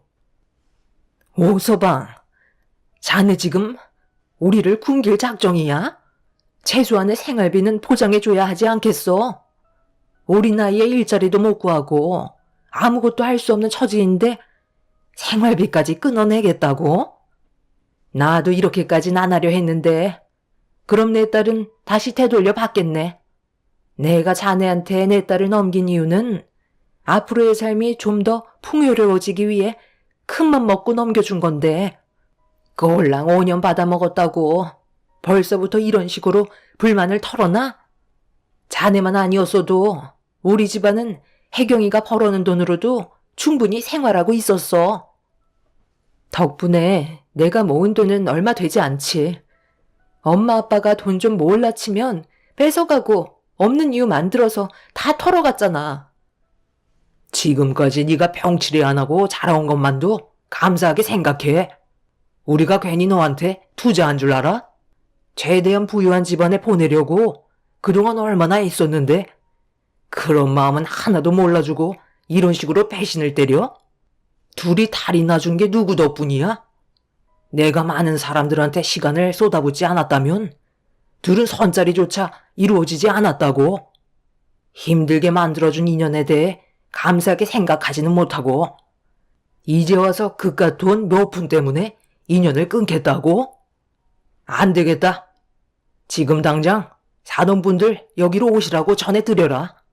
그냥 말 나온 김에 이혼까지 절차 밟고 여기서 인연 마무리 짓자고. 뭐해? 사돈어른한테 전화하래도? 정말 너무하시네요. 아빠가 뭔데 이 사람이랑 이혼을 하라 마라 하세요? 선자리 봐준 건 감사하게 생각하지만 제가 이 사람을 선택하고 결정한 거라고요. 서로 마음이 맞지 않았다면 결혼까지 생각했겠어요? 아무리 부모라고 해도 부부의 연을 맺은 저희한테 함부로 할 수 있는 권한은 없는 거예요. 시부모님 불러서 양가 집안 난장판 만들려고요? 이런 걸로 저희를 겁줘서 돈을 주겠다는 말이 입 밖으로 나오게 만드시려는 거 제가 모를 줄 알아요? 저희 집에서 빨리 나가주세요. 부모님과 남편은 쉬지 않고 안 좋은 대화를 주고받았어요. 점점 격해진 감정 싸움은 결국 몸싸움으로까지 번지게 되면서 아빠는 남편의 멱살을 잡고 놓아주지 않았습니다. 그런데 예상하지 못한 돌발 상황이 눈앞에 펼쳐졌고 가족 모두가 인터폰에 비친 얼굴을 본 순간 온몸이 석고처럼 굳고 말았습니다. 현관문 밖에 시부모님께서 연락도 없이 찾아오셨어요. 너무 갑작스럽게 일어난 일이라 어쩔 줄 몰라 하고 있는데 엄마는 이참에 잘 됐다면서 현관문을 활짝 여셨고 아빠가 남편의 멱살을 잡고 있는 모습을 그대로 보여주고 말았습니다. 시모의 양손에는 마트에서 장을 봐오셨는지 과일들과 여러 가지 야채들을 들고 계셨던 걸 떨어뜨리면서 손으로 입을 틀어 막으셨네요. 시부는 남편과 아빠를 보며 뭐 하는 짓이냐고 소리를 지르셨고 절대로 보고 싶지 않았던 광경이 눈앞에 펼쳐지고 말았습니다. 시부는 급하게 남편과 아빠의 사이를 떨어뜨려 놓았고 아주 짧게 정적이 흐르더니 시부는 저에게 어떻게 된 상황인지 설명을 부탁하셨네요. 결국 저희가 느끼고 있던 불만들을 털어놓게 되면서 시부모님은 저희 부모님과 심각하게 대화를 주고받기 시작하셨어요. 정말 대단들 하십니다. 지금 애들을 상대로 이렇게까지 하는 게 맞는 거예요? 둘이 잘 먹고 잘 살아보겠다고 발버둥 치고 있는데 도와주지는 못할 망정 빨대를 꼽으면 되겠어요? 아들, 너는 5년 동안 이런 일을 혼자 삭히고 있으면 어쩌자는 거야? 미리 얘기를 했으면 엄마 아빠가 도와줬을 거 아니니? 사부인, 저희도 제 아들 막 키운 거 아니에요. 금이야 오기야 하면서 키우는 데만 수억이 들었다고요. 이런 능력 있는 제 아들에게 시집을 보내셨으면 당신 딸의 인생길이 앞으로 걱정 없다는 거에 감사하게 생각하셔야지. 똑같이 힘들게 자식 키워왔으면서 돈을 바라시는 게 맞는 거예요? 그렇게 따지면 저희도 사돈분들께서 제 아들에게 했던 행동들처럼 해야 되겠네요. 능력 있는 제 아들 데려가셨으니 그만큼 저희도 보상을 좀 받아야 되겠는데요. 이런 말까지 안 하려 했는데 5년 동안 받아가신 금전적인 부분에 대해 저희도 딱 2배 올려 받겠습니다. 그동안 저희 몰래 제 아들에게 받아가신 돈을 제자리에 돌려놓으시던지 아니면 이혼 가겠습니다. 그리고 그에 따른 손해배상 청구와 정신적인 부분들에 대해 한국에서 손가락 꼽히는 변호사 선임해서 어떻게든 받아낼 테니 잘 생각하셨으면 좋겠네요. 두 배요? 그게 지금 말이 된다고 생각해요? 저희가 5년 동안 받은 금액이 정확히 얼마인지도 모르는데 2배라뇨? 그건 너무 억지 아닙니까? 그리고 이혼을 하겠다고요? 애들한테 상처를 주고 싶으신 건가요? 저는 그냥 서운해서 한 말이었습니다. 그래요? 저는 진심인데 어떡하죠? 왜 사돈분들은 내 아들을 통해 금전적인 이득을 취하셨으면서 저희 집안은 그렇게 하지 못하는 거죠? 다시 한번 말씀드리지만 지금까지 받으신 금액의 2배를 주시던지 아니면 법적인 소송 들어가겠습니다. 분위기를 순식간에 압도하신 시부모님께서 저희 부모님을 계속해서 압박을 가하자 당황하셨는지 금세 꼬리를 내리셨어요. 부모님이 저희 부부에게 그동안 받았던 돈들은 전부 다 소모를 한 걸로 알고 있기 때문에 받은 금액의 2배를 요구하셨을 때 부모님께서는 당황하실 수밖에 없으셨어요. 시모가 내민 조건에 대해 받아들이기 힘들면 2번 다시 자식들 앞에서 금전적인 부담을 주지 말라는 말씀을 하셨습니다. 부모님께서는 더 이상 아무 말도 하지 못하신 채 결국 돌아가셨네요. 시모는 예상하지 못했던 충격적인 광경들 때문에 정신적으로 많이 힘드셨는지 다리에 힘이 풀려 비틀거리셨고 남편이 시모를 부축해 들여 소파에 앉혀 드렸습니다. 한참 동안 조용해진 집안에서 저는 힘겹게 어질러진 물건들을 정리하고 있는데 시부모님께서 저희를 부르셨어요. 그리곤 앞으로 또다시 있을 일들에 대해 어떻게 대처를 할지 설명을 해 주셨네요. 또다시 이런 문제가 발생된다면 바로 연락을 줘야 한다. 지금 이 상황은 아들 네가 잘못한 거야. 사회 입장에서 어쩔 수 없었겠지만 사돈분들이 요구한 걸 무턱대고 계속해서 들어줬기 때문에 당연하게 생각한 거란다. 우리가 오늘 오지 않았다면 분명 더 큰 사태가 벌어졌을 수도 있겠지. 앞으로 어떻게 사돈분들을 대처해야 할지 고민이 많겠지만 그건 둘째고 무슨 일이 있건 절대로 금전적인 도움은 주지 않았으면 좋겠다. 아마 집으로 돌아가는 중에도 고민을 엄청 많이 하겠지. 어떻게 하면 너희들에게 돈을 받아낼 수 있을지 고민을 할 테고 다른 계획을 세울 게 뻔하다. 그렇기 때문에 무슨 일이 생긴다면 무조건 우리한테 먼저 연락을 주고 도움을 요청해라. 미리미리 대응을 해야 더 큰 일을 막을 수 있는 거야. 시부모님의 말씀대로 저희 부모님께서는 또다시 문제를 불러 일으킬 것 같아 보였어요. 시모는 제 손을 잡아주시면서 그간 얼마나 고생이 많았냐며 저를 위로해 주셨습니다. 그날 한참 동안 저희 집에 머물다가 돌아가신 뒤 한 달 정도의 시간 동안 큰 문제는 일어나지 않았고 부모님께 연락 한 통 온 적 없었습니다. 시간이 흐른 만큼 어느 정도 긴장이 풀려 있는 상태였는데 갑자기 엄마한테 연락이 왔어요. 돈이 다 떨어져서 도와달라는 연락일까봐 받지 않았는데 잠시 뒤 문자 한 통이 도착했고 확인하는 순간 다시 걸려온 엄마의 전화를 받을 수밖에 없었네요. 수화기에서 들려오는 엄마는 오열을 하면서 눈물을 흘리셨어요. 일을 어쩌면 좋니? 너희 아빠가 글쎄 어떻게든 돈을 좀 벌어보겠다고 했다가 허리를 크게 다치셔서 지금 걷지도 못하고 누워만 계신다. 돈은 다 떨어졌는데 앞으로 어떻게 먹고 살아야 할지 너무 큰 걱정이다. 잠깐 집에 좀 들려줄 수 있겠니? 도대체 무슨 일을 하셨길래 허리를 다쳐요? 혹시 생활비 받으시려고 저한테 거짓말 하신 거 아니에요? 내가 왜 그런 걸로 거짓말을 하겠어? 너희 아빠가 지금 입원할 병원비도 없어서 누워만 있는데 그런 말이 나오니? 괜히 오서방에게 말해서 일을 더 키우지 말고 너만 조용히 집에 와서 아빠 상태만 보고 다시 돌아가라. 나도 조용히 일 처리하고 싶다. 그날이 남편 월차라 서로 계획해서 쉬고 있던 날이었는데 엄마와 제가 통화하는 걸 옆에서 전부 다 듣고 있었어요.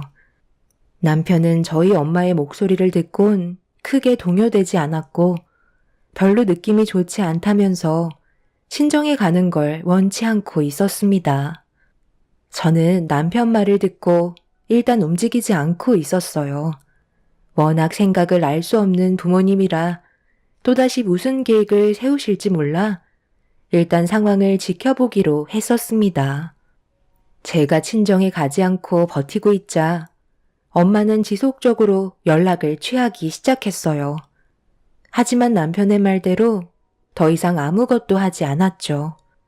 그런데 어느 순간부터 연락이 오지 않더니 남편과 제가 저녁을 먹고 집으로 돌아왔는데 집 앞에 부모님께서 저희를 기다리고 있었습니다. 너무 놀라 잠깐 멈칫하고 있던 도중에 남편은 제 손을 잡고 저희 부모님을 무시한 채 건물 안으로 들어가려고 움직였어요. 아빠는 힘겨운 모습으로 휠체어에 몸을 싣고 계셨고 엄마는 아빠가 타고 있던 휠체어를 잡고 계셨죠. 저희 부부가 부모님을 무시한 채 들어가려 하자 엄마는 울먹이는 목소리로 도와달라고 도움을 요청하고 있었어요. 그 말을 들은 남편은 엄마 앞으로 다가가더니 입을 열었습니다. 무슨 상황인지 뻔히 눈에 보이는데 꼭 이렇게까지 하셔야 되겠어요? 거짓말도 적당히 하셔야죠. 이젠 연기까지 하시는 거예요? 오서방, 그게 무슨 말이야? 우리가 왜 이런 걸로 거짓말을 하겠어? 자네 장인 상태를 보고서도 그런 말이 나와? 허리를 크게 다치셨다는 분이 정상적으로 앉아 계신 것도 힘든데 어떻게 휠체어를 타고 여기까지 오신 거죠? 차에서 어떻게 내리셔서 휠체어에 몸을 실을 수 있으셨죠? 더군다나 장인어른 허리가 상당히 꼿꼿이 서 계신데요. 보통 허리를 다치면 앉아 있는 것도 힘들어서 계속 누워 있으려 하는데 장인어른께선 휠체어에 앉아 계신 모습이 상당히 편안해 보이시네요. 여기에서 언제부터 기다리고 계셨는지 모르겠지만 지금 당장 병원에 가서 진찰을 받았을 때 허리에 문제가 없으시면 그땐 또 무슨 변명을 하실 건데요? 갑자기 기적처럼 허리가 멀쩡해졌다고 하시게요? 제발 그만 좀 하세요. 이런 식으로 행동하시면 혜경이가 얼마나 창피하겠어요? 더 이상 할 말 없으니까 그만 돌아가 주세요. 그래, 연기 좀 했다. 이렇게라도 해서 생활비 좀 받아 먹으려고 그런 건데 대충 눈치챘으면 그냥 넘어가면 안 되는 거였나? 나 같으면 노력이 가상해서라도 그냥 모른 척하고 생활비 지어줬겠네. 혜경아, 지금 엄마 아빠가 생활이 많이 궁핍해졌다. 한동안 자숙하는 시간을 가지고 있었잖아. 그럼 이제 그만해도 되는 거 아니니? 정말 엄마 아빠랑 인연 끊을 생각은 아니지? 차라리 인연을 끊는 게 훨씬 낫겠어요.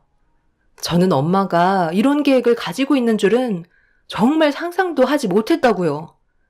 정말 사람 질리게 하시네요. 지금까지 살면서 오늘이 제일 실망한 날이에요. 2번 다시 찾아오지 마세요. 지금까지 엄마한테 시달리며 살아온 세월들이 이제 너무 지쳤어요. 저는 돈 버는 기계가 아니라고요. 제 인생에서 사라져 주세요.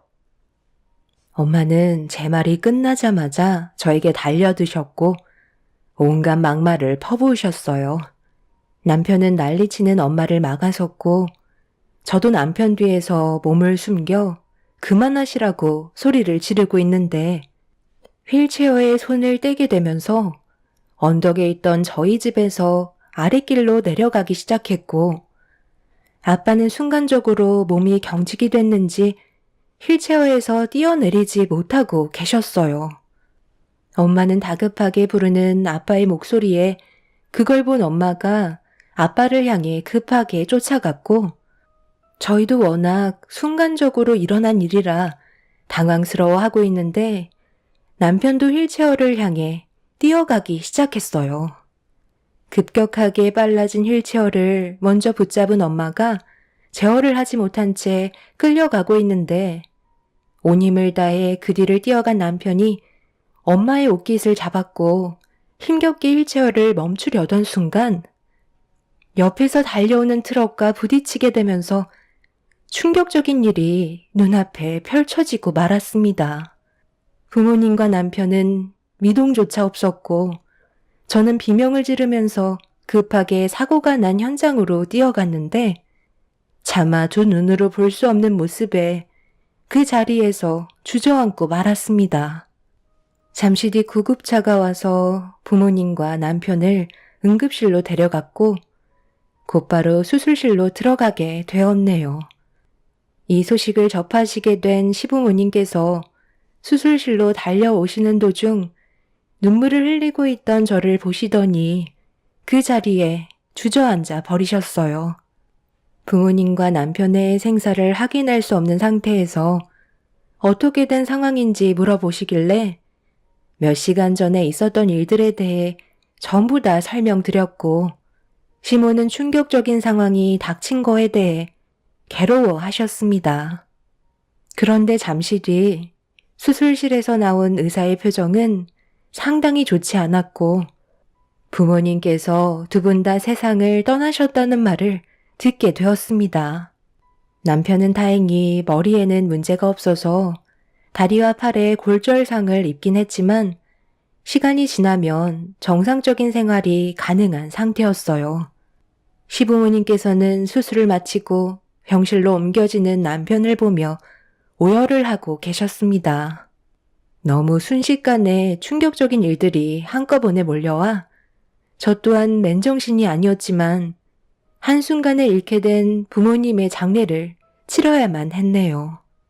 겨우 정신을 차린 남편의 첫마디는 저희 부모님의 생사를 물어보는 거였고, 시모가 두 분 다 세상을 떠나셨다고 하자 모든 게 자기 탓이라며 괴로워하고 있었습니다. 차라리 생활비를 그냥 지어드렸다면 이런 일은 발생되지 않았을 거라고 눈물을 보이고 있었어요. 저는 죄책감을 가지고 있는 남편의 손을 잡아주면서 어쩔 수 없는 상황들이었다며 남편에게 탓을 돌리지 않았습니다. 부모님의 어리석은 행동이 불러온 사고라고 남편을 위로해 주었어요. 그렇게 부모님의 장례를 치르면서 과거의 일들을 되돌려보니 상당히 많은 추억들이 머릿속에 스쳤는데 대부분 좋았던 기억보다 안 좋았던 기억이 훨씬 더 많더라고요. 부모님의 욕심이 불러온 화였기 때문에 어쩔 수 없었지만 남편의 몸에도 문제가 생겼다는 건 너무 큰 아픔이었습니다. 그렇게 장례가 끝이 나고 부모님의 유골함을 건네받은 저는 어떻게 해야 할지 고민이 많았어요. 납골당에 두어도 찾지 않을 것 같았거든요. 남편을 저렇게 만들고 떠나신 분들을 보고 싶지가 않았습니다. 그런데 어느 한 남자가 저에게 걸어오더군요.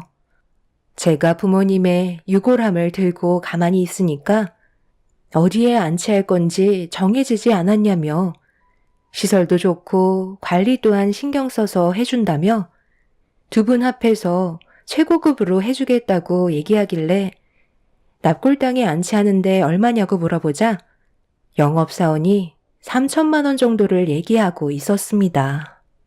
그런데 그 말을 옆에서 묵묵히 듣고 계셨던 시모가 갑자기 제가 들고 있던 유골함을 빼서 들더니 죽어서도 사이등골 빼는 3천짜리 납골당에 뭐하러 두냐며 사정없이 바닥으로 내리쳤고 순식간에 부모님의 유골함은 산산조각이 나고 말았습니다.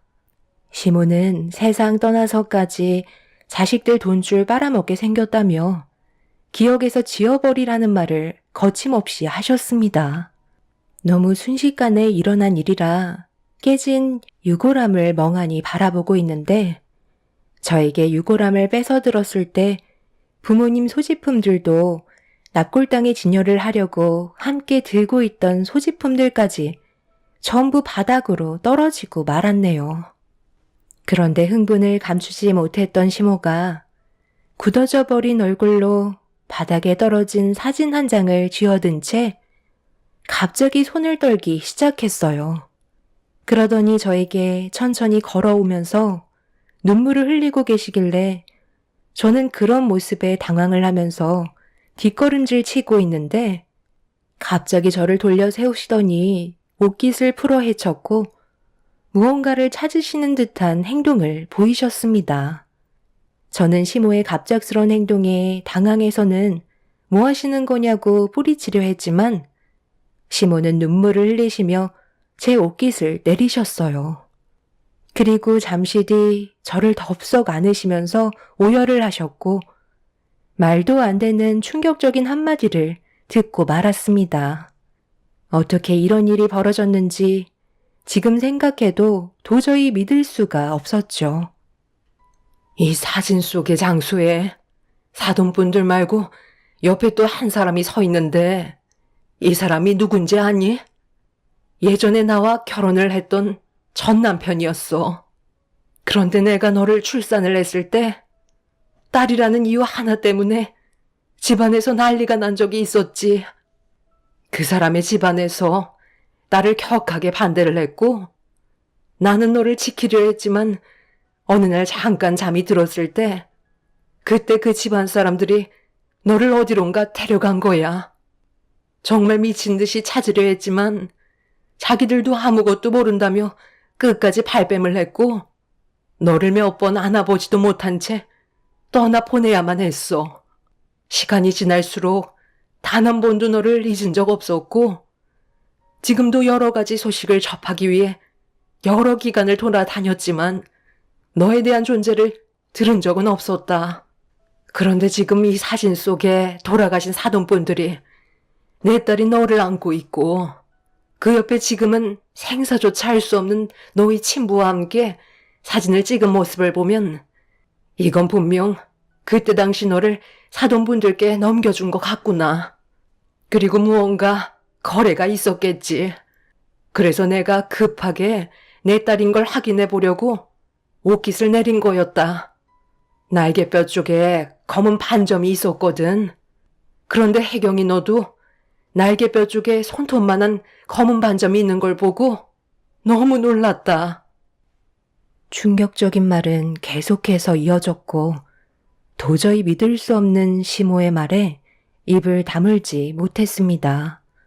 그동안 친부모라고 생각하며 한치의 의심도 없이 살아왔었는데 그게 아니었다는 것도 버티기 힘든데 눈앞에 저를 보며 오열을 하고 계신 시모가 제 친엄마라는 사실은 더욱더 큰 충격이었죠. 시부는 저에게 가까이 다가오시더니 시모가 한평생 저를 찾지 못해 힘들어 했었다며 정말 다행이라고 제 손을 잡아 주셨어요. 그때 처음 알게 된 사실은 시부도 그때 당시 전 부인이 사고로 세상을 떠나 태어난 지 얼마 되지 않은 아이를 돌봐야 했었는데 쩔쩔매고 있는 시부를 보고 지나가던 시모가 도와주게 되었고 서로의 사정을 알게 되면서 도움을 주고받다가 재혼을 하게 되신 거란 걸 알 수 있었습니다. 어떻게 저에게 이런 말도 안 되는 일들이 펼쳐졌는지 믿을 수가 없었고 그제서야 저를 키워주신 부모님께서 그동안 저를 대했던 모든 행동들에 대해 이해가 되기 시작했어요. 제가 친자식이 아니었기 때문에 항상 막대하셨고 벌어오는 돈으로 생활을 하셨던 모든 것들이 본인들 편하자고 저를 이용했던 걸 알 수 있었습니다. 그날 바닥에 널브러진 부모의 죄를 쓸어 담아 공동으로 처리하는 곳에 바로 처리를 하게 되었네요. 저에게 너무 큰 배신이었고 저를 키워준 돌아가신 부모는 지금까지 그런 사실을 숨겼다는 거에 정신적으로 너무 힘든 상황이었어요. 그리고 시모의 말대로 저는 유전자 검사 결과 시모의 친딸이라는 믿을 수 없는 결과를 서류를 통해 확인할 수 있었어요. 지금 현재 남편은 열심히 재활 치료를 받고 있지만 아직까지 믿을 수 없는 현실들에 많이 혼란스러운 상황입니다. 한순간에 모든 걸 받아들이고 살기에는 너무 오랜 세월이 지났었고 그동안 알지 못했던 진실들이 제 눈앞에 펼쳐져서 이런 상황들을 어떻게 처리해 나가야 할지 모르겠네요. 그냥 흘러가는 대로 살면 되는 걸까요? 여러분들께서 제가 앞으로 어떻게 살아야 할지 조언을 해 주셨으면 좋겠어요. 순식간에 변화된 삶을 받아들이기가 너무 힘이 드네요. 여러분들의 가정은 언제나 평안하시고 행복이 가득하시길 바랍니다. 감사합니다. 안녕하세요. 저는 62세에 그동안 살면서 정말 많은 일들을 겪었습니다. 남편과 아무것도 없이 결혼해서 먹고 살겠다고 발버둥 치면서 앞만 보며 달려왔습니다. 저희가 처음으로 시작한 건 동대문에서 작은 노점상 하나 차려서 토스트 만들어 팔며 출퇴근하는 사람들을 상대로 열심히 장사했어요. 그렇게 없이 살아오면서도 그래도 좋았던 건 남편과 뱃속에 있는 아이와 함께 할 수 있었고 부족하지만 웃으면서 행복하게 살아갈 수 있어서 결혼한 걸 후회하지 않았어요. 그렇게 뒤도 안 돌아보고 태어난 딸 뒷바라지 해주며 살다 보니 꼬깃꼬깃한 돈 차곡차곡 모아 집도 점점 넓혀갔고 노점상에서 한 평 남짓한 작은 매장 하나 차릴 수 있었습니다. 없이 시작하다 보니 조금씩 넓혀가며 저희 가족에게도 꽃피는 날이 가까워 오는 것 같아 더욱더 힘이 났어요. 바쁘게 살아온 만큼 어느덧 제 딸도 초등학생에서 고등학생이 될 정도로 세월은 빠르게 흘렀고 저희는 토스트 매장이 잘 되기 시작하면서 타 지역의 체인점까지 개업하게 되었습니다. 점점 넓혀가며 들어오는 수익은 가족의 삶에 많은 도움이 되었고 너무 많은 사랑을 받게 되면서 국내의 체인점 매장이 점점 많아지게 되었어요.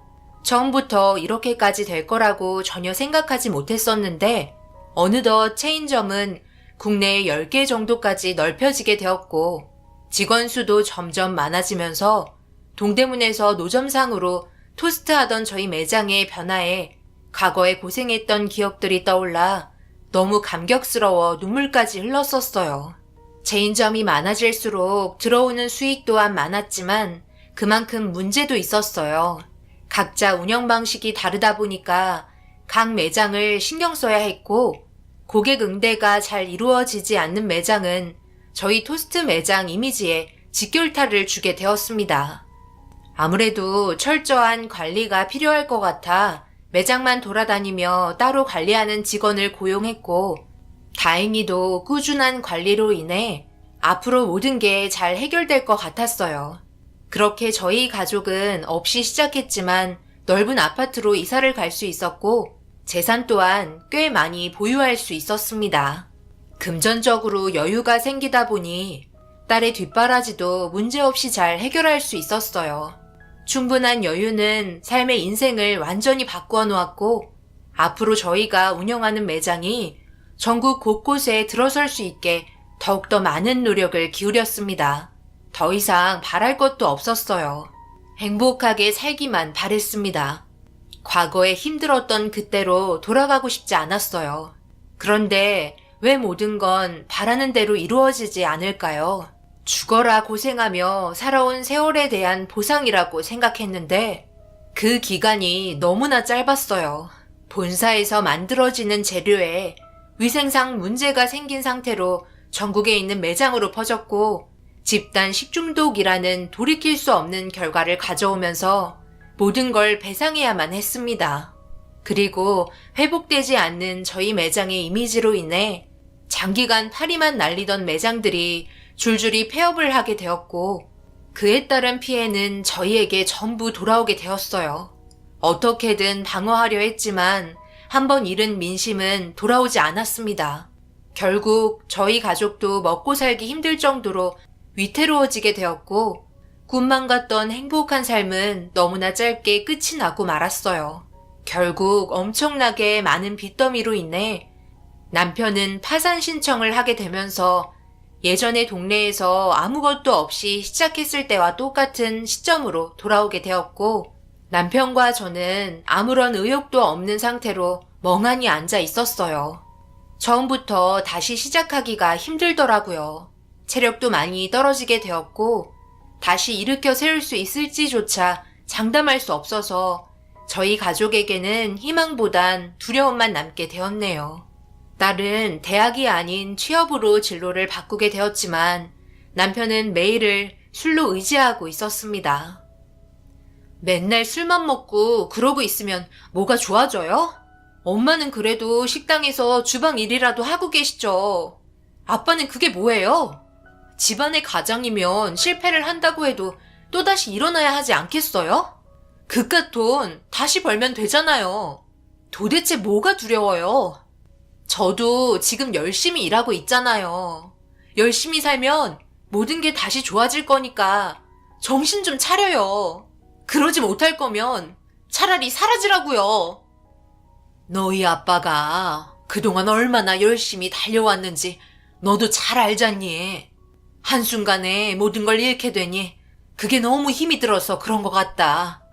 너와 나도 솔직히 힘든 건 마찬가지잖아. 우리 조금만 더 참고 기다려주자. 아빠도 오랜 시간 저렇게 있지는 않을 거야. 네가 이해 좀 해주거라. 언제까지 이해를 해달라는 거예요? 엄마도 아빠한테 돈 주지 마요. 술만 사 먹잖아요. 돈도 정말 끊으라고요. 이렇게 산지 벌써 1년이나 지났어요. 도대체 얼마나 더 기다려줘야 하는 건데요? 차라리 이럴 거면 각자 얼굴 안 보고 사는 게 훨씬 낫겠어요. 남편은 딸이 한 소리 했다고 술에 많이 취한 듯 눈물을 흘리기 시작했고, 그런 모습에 한숨만 쉬던 딸은 답답한지 다시 밖으로 나가 버렸습니다. 딸의 마음도 이해하고 남편의 마음도 이해합니다. 그렇기 때문에 저라도 열심히 버티고 있어야 언젠가 다시 집안이 일어날 거라 생각했어요. 그렇게 또다시 몇 달의 시간이 흐르는 동안 딸은 한 번도 집에 찾아오지 않았어요. 그리고 남편은 점점 술에 의지하기보단 밖에서 먹고 살 수 있을 만한 일거리를 찾아 나섰고, 좋은 날이 다시 다가오길 매일 기도하면서 서로 각자의 위치에서 정말 열심히 살았습니다. 남편은 집에 들어오는 시간이 점점 줄었어요. 하루라도 빨리 모든 걸 바로잡고 싶은 마음과 딸과의 관계도 예전처럼 다시 돌이키고 싶은 마음에 술도 완전히 끊게 되었는데, 한번 틀어진 감정은 쉽게 돌이킬 수 없었는지 딸은 남편의 전화를 받지 않았습니다. 열심히 살아가다 보면 언젠가 딸도 다시 예전처럼 돌아올 거란 걸 알기에 남편은 자신의 위치에서 묵묵히 해야 할 일들만 해왔고, 10년이던 20년이던 시간이 모든 걸 해결해 줄 거라 생각했어요. 당신한테 할 말이 있어. 당분간 우리 떨어져서 지내야 할 것 같아. 이번에 지방 쪽에 일이 잡혀서 아무래도 몇 년은 그곳에서 일을 해야 될 것 같아. 건물 하나 완공되는데 2년 정도 잡고 있더라고. 간간히 쉴 때 올라올 테니까 우리 딸 잘 챙겨주고. 꼭 가야 하는 거야? 그렇게까지 할 필요는 없잖아. 몸에 물이라도 오면 어쩌려고 그래. 그러지 말고 그냥 여기에서 할 수 있는 일을 알아보는 게 좋을 것 같은데. 당신이 집안의 가장으로서 열심히 돈을 벌어야 한다는 거 잘 알고 있지만 현실을 봐봐. 우리가 그동안 어떻게 살아왔어? 앞만 보며 쉬지 않고 달려왔잖아.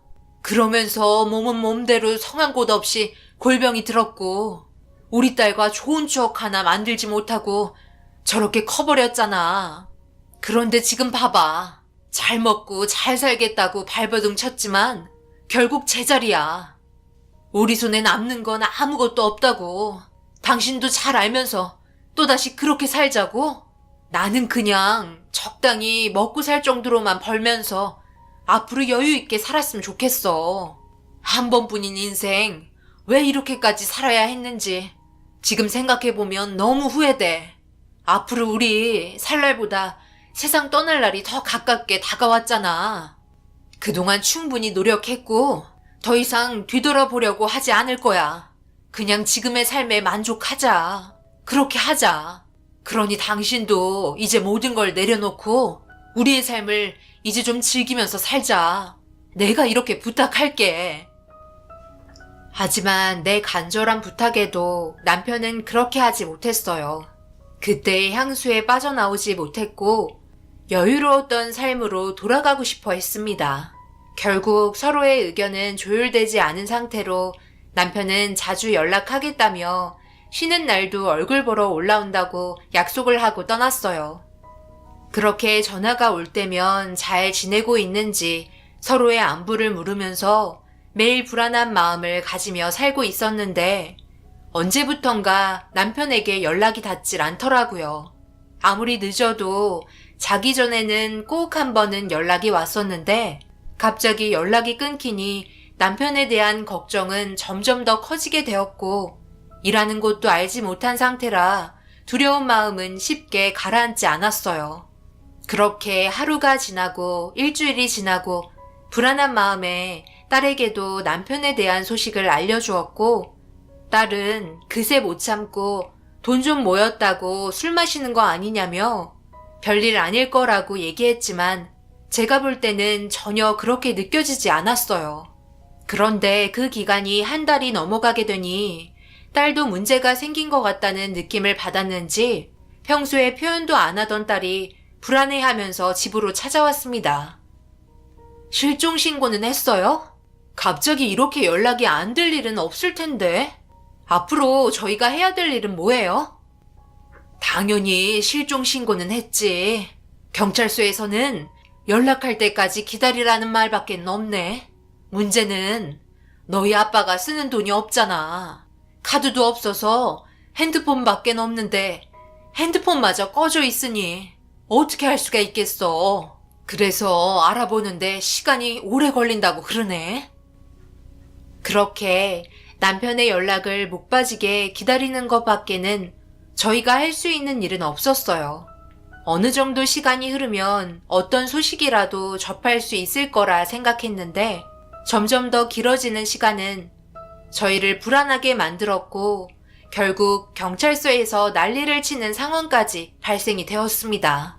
경찰서에서도 현재 남편의 행방에 대해 최대한 열심히 조사하고 있지만 남편의 행적이 전혀 잡히지 않아 경찰분들도 답답할 뿐이라며 노력하고 있다는 말뿐이었고 아무것도 하지 못하는 상태로 그냥 경찰서에서 기다리고만 있을 수는 없어서 경찰분들이 알려준 남편이 일하던 곳으로 찾아갔습니다.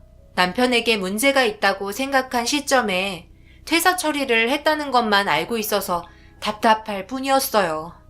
그렇게 남편이 일하던 곳은 한창 공사 중이었고 궁금한 점들에 대해 물어봤지만 돌아오는 답변은 자기들도 모른다는 말뿐이었습니다.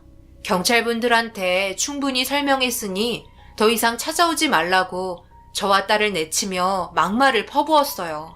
결국 아무것도 얻지 못한 상태로 허무하게 집으로 돌아와 언젠가 연락이 될 거라고 생각하며 하루하루 버틴 게 어느덧 5년이라는 세월이 흘러버렸습니다. 경찰분들도 포기를 한 상태 같았어요.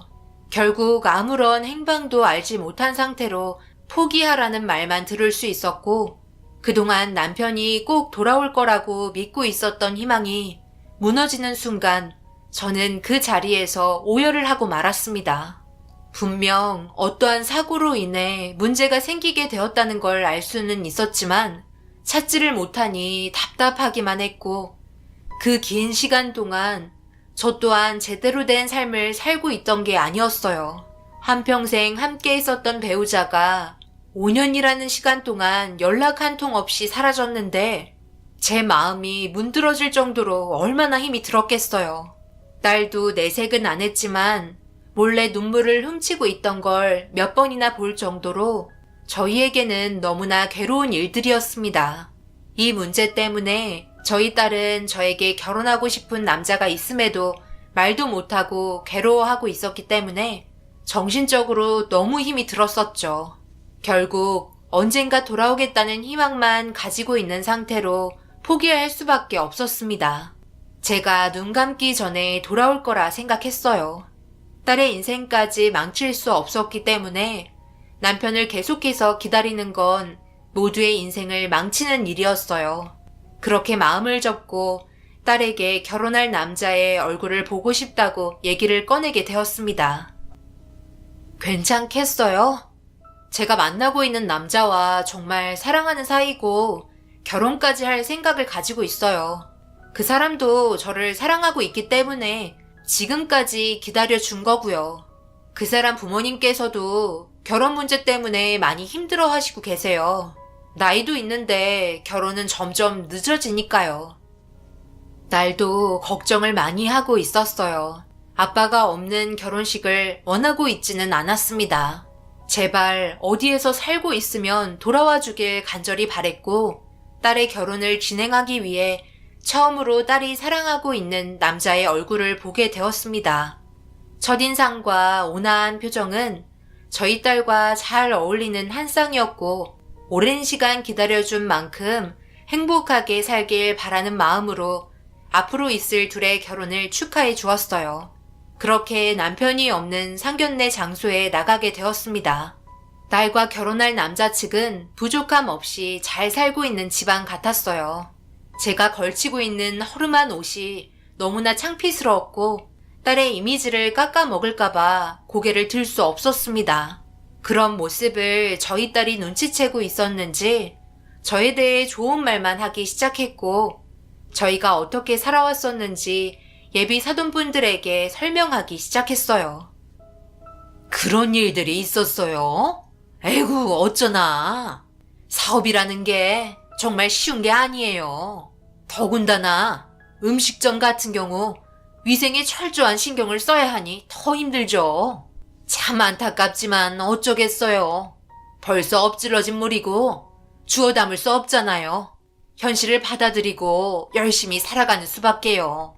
제가 무슨 말을 해야 할지 모르겠네요. 저희도 사업 하나 하고 있는데요.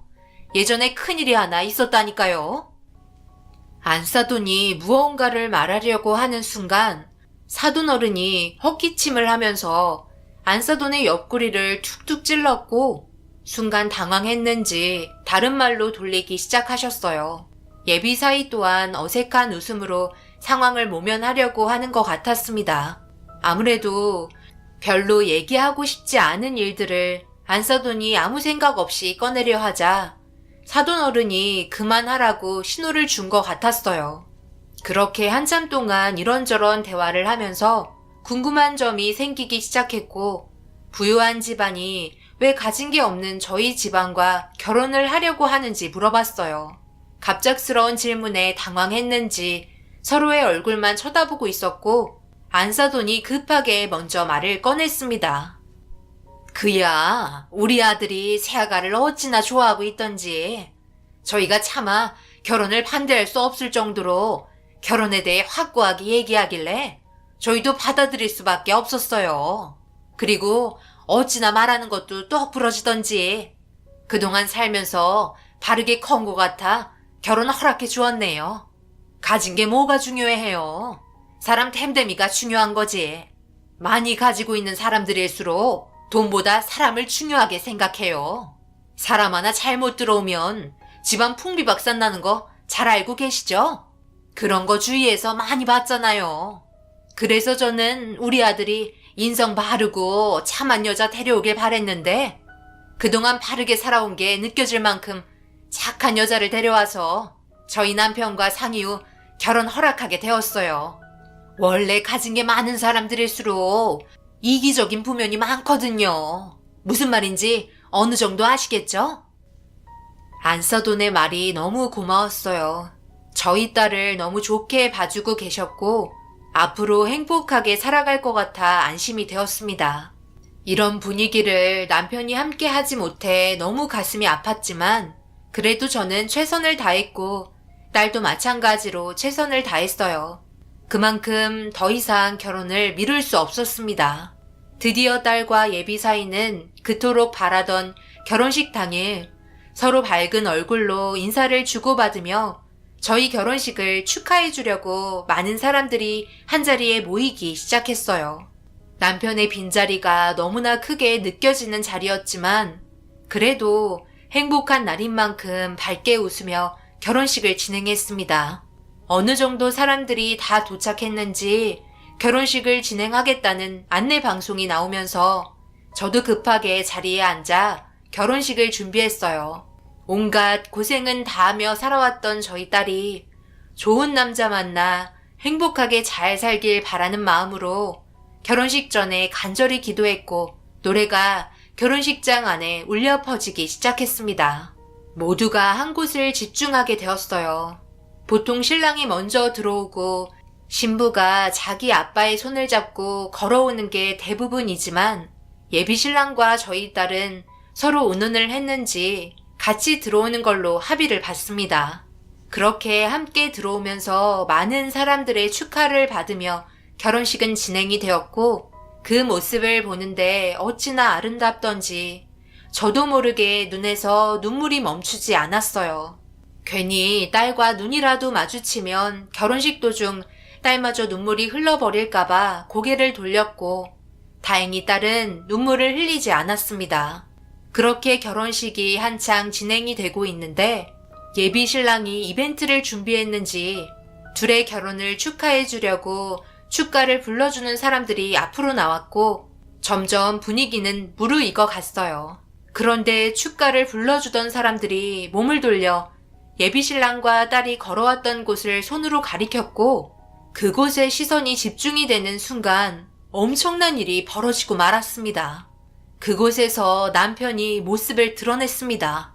5년 만에 보인 모습은 너무나 충격적이었고 어떻게 된 일인지 너무나 당황스럽기도 하면서 살아왔다는 이유 하나만으로 그 자리에서 털썩 주저앉아 오열을 하고 말았어요.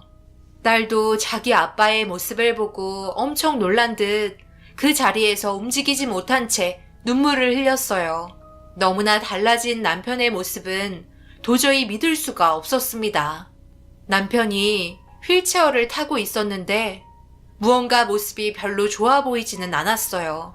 그리고 예비 신랑이 남편에게 다가가 휠체어를 대신해서 끌어줬고 예비 사위와 남편이 서로 마주한 순간 상상도 못했던 진실이 밝혀지고 말았습니다.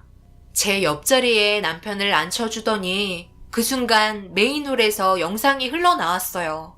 그리고 그 영상은 충격적이게도 남편이 사돈 어른을 대신해 몸을 날려 구해준 모습이었습니다. 남편이 지나가고 있는데 사돈 어른이 누군가와 통화를 하면서 땅을 쳐다보고 있었고 뒤에서 오는 트럭을 미처 발견하지 못하고 대형 사고가 나려고 하는 그 순간 남편이 뛰어들었던 거예요. 그리고 장면이 넘어가면서 병원에서 치료를 받고 있었습니다. 심각한 상태로 진행이 되고 있는 모습을 보고 있으려니 너무 힘이 들었어요. 하지만 모든 진실이 담겨있는 영상들을 꼭 봐야만 했습니다.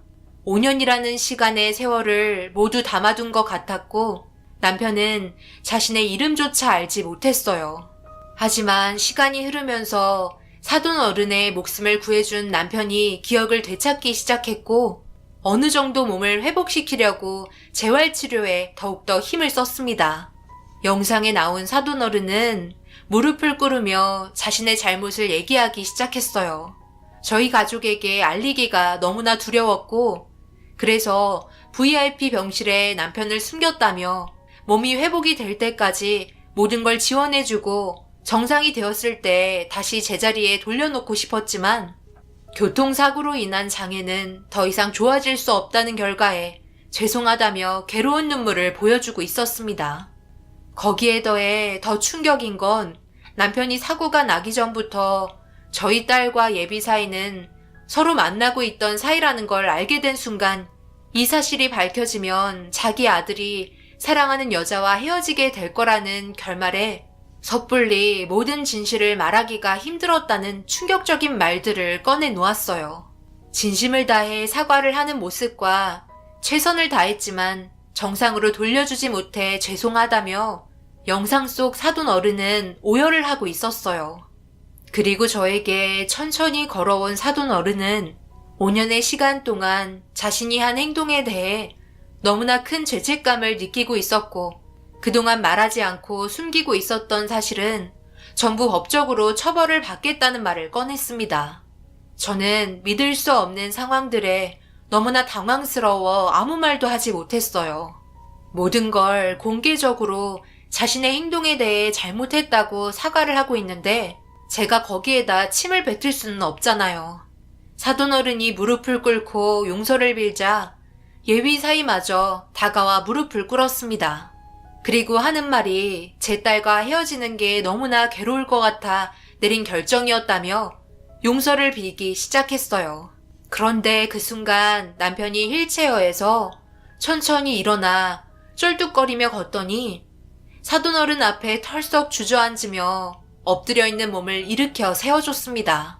남편은 저에게 사돈어른이 아니었다면 자기는 이 세상 사람이 아니었다는 말과 함께 자기가 아무것도 하지 못하는 장애를 가지고 가족들 곁에 돌아가 더 안 좋은 환경과 절망만 안겨주는 삶을 주고 싶지 않아 자기도 같이 동의한 부분이라고 사돈어른의 편을 들어주었어요. 남편은 불행한 모습으로 저희에게 보여주고 싶지 않아서 내린 결정이니 이 일을 더 이상 크게 만들지 않길 바라고 있었습니다. 상황이 어찌 되었든 살아 돌아온 남편을 보니 제 마음이 어느 정도 안정이 되었고 어떤 마음으로 일을 진행했는지 충분히 이해할 수 있었어요. 남편은 딸을 바라보며 사랑하는 사람과 행복하게 살길 바라고 있었어요. 모든 사건은 자신이 내린 결정이었으니 사돈어른과 예비 사이는 잘못이 없다며 이 문제로 결혼식을 안 하겠다는 말은 하지 말라고 천천히 일어나 딸의 손을 잡아주었습니다. 제대로 버티며 서 있기가 힘든 듯 쓰러지려고 하는 남편을 예비사위가 부축해 주었고 결혼식은 예정대로 진행이 되었어요. 그리고 남편은 저에게 서류 한 장을 내밀어 보여주었고 그 안에 들어있던 서류는 잘 사는 동네의 주소가 적힌 건물 서류였습니다. 남편의 이름으로 되어 있었고 남편의 입에서는 그 건물이 80억 정도 되는 건물이라며 사돈어른이 자신의 목숨을 구해준 보상으로 준 거라며 앞으로 그곳에서 같이 살면 된다고 웃으면서 얘기하고 있었어요. 남편의 몸이 성치 않은데 웃음이 나오냐고 화를 냈습니다. 당신은 사랑하는 딸의 인생이 불행했으면 좋겠소? 좋은 사람들이고 나를 이렇게까지 회복시켜준 사람들이야. 내가 무슨 보상을 바라고 그 사람을 구하겠다고 뛰어든 것도 아니고 자신의 목숨을 구해줬다고 재산의 일부분을 준다는 게 쉬운 일이라고 생각하진 않지. 저 사람들의 마음은 진심이야. 내가 한 행동에 대해 정말 고마워하고 있다고. 내가 만약 그때 그냥 사돈어른이 사고 날 것 같은 걸 알면서도 지나쳤다면 사돈댁의 인생은 어떻게 되었을까? 우리처럼 모든 게 주저앉았을 거야. 나는 그 사람을 구하기 위해 뛰어들었고 나의 행동에 감사함을 표현한 것뿐이야. 그냥 고맙다고 떠나거나 내가 어떻게 되든 말든 치료도 해주지 않고 무시했다면 나 또한 이 세상 사람이 아니었어. 저 사람들은 진짜니까 우리 딸 믿고 맡겨도 돼. 너무 늦게 와서 미안하고 앞으로 우리 아무 생각하지 말고 행복하게 지냈으면 좋겠어. 남편의 표정은 행복해 보였어요. 그리고 사돈분들과 예비 사이를 보고 있는데 정말 진심으로 저희 딸을 진심으로 받아주고 있었습니다. 남편의 결정이 사돈댁의 집안을 살린 건 맞지만 한편으로는 저희 남편이 가진 장애가 저에겐 너무나 마음이 아프네요. 지금 현재 남편은 꾸준하게 재활 치료받으며 지내고 있어요. 사돈댁의 지원을 받으며 부족하지 않게 생활하고는 있습니다. 저희 딸도 사위와 행복하게 지내며 잘 지내는 모습을 보니 사돈어른과 남편이 내린 결정이 어쩌면 잘한 거라고 생각이 들기도 하네요. 그렇게 흘러가지 않았다면 저희 집안은 더욱더 안 좋은 길로 걸어가고 있었겠죠. 앞으로 더 이상 바라지 않아요. 이대로 행복하게 살았으면 좋겠어요. 가족의 소중함을 절실하게 느끼는 순간이었고 눈 감는 그 순간까지 좋은 기억만 간직하려 합니다. 감사합니다.